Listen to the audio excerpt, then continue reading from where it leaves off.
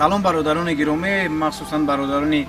мусалмони исломӣ ки ин наворо мебинанд, мехоҳам ба кулли бародарон, кулли соҳибкорон, кулли онҳое ки дасти хайр мехоҳанд дароз кунанд муроҷиат намоям ки айни ҳол мо дар саҳни мактаб интернати ятимон ва бепарасторони ноҳияи шаҳри нав қарор дорем ва ман хоҳиш мекунам дар пешорӯи иди қурбон, иде ки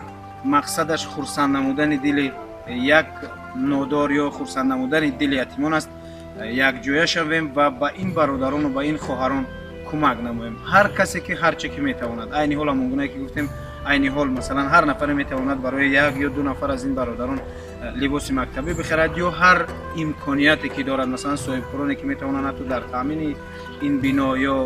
дар соҳибкороне ки масалан бо фурӯш ё хариди маҳсулоти хӯрока